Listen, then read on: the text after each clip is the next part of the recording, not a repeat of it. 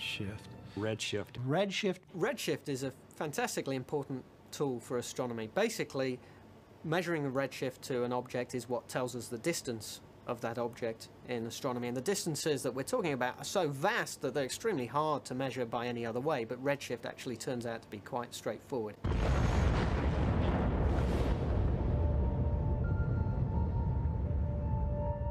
Most explosions cause a flash of visible light. Scientists can split this light into its spectrum of colors. The further away an object is from Earth, the more red the light looks. The problem with gamma ray bursts is that they produce no visible light, so they cannot be redshifted.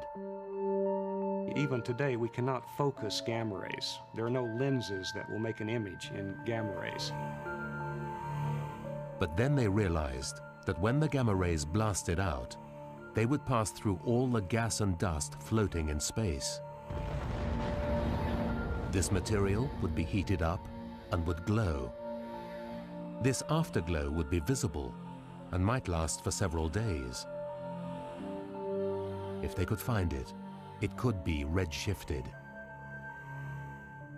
If we could ever find just one glowing ember of a gamma ray burst, the mystery would be cracked open, because we'd have a location and we could go look with the full panoply of radio telescopes and telescopes in space and big telescopes on the ground.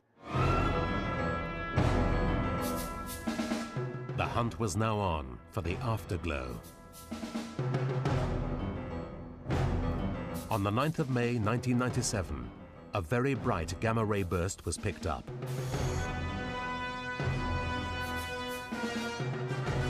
All over the world, telescopes were being reprogrammed and refocused in the hope of catching this elusive afterglow.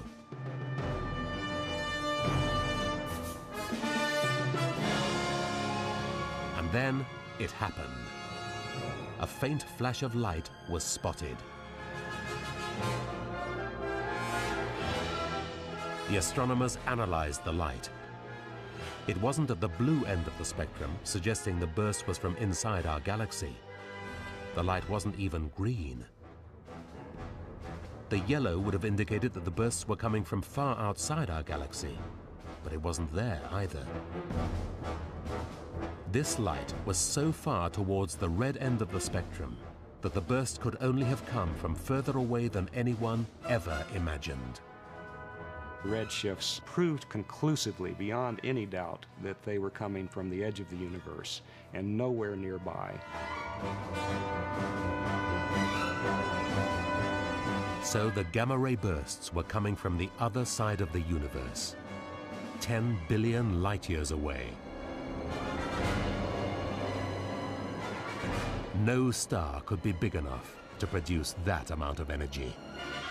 If you took all of the stars and all of the galaxies and all of the quasars and everything in the universe and put them all together at one point at the distance of a gamma ray burst, it would not be as bright as the gamma ray burst. It meant that they were being produced by explosions that didn't just test Einstein's law to its limits. They completely shattered it.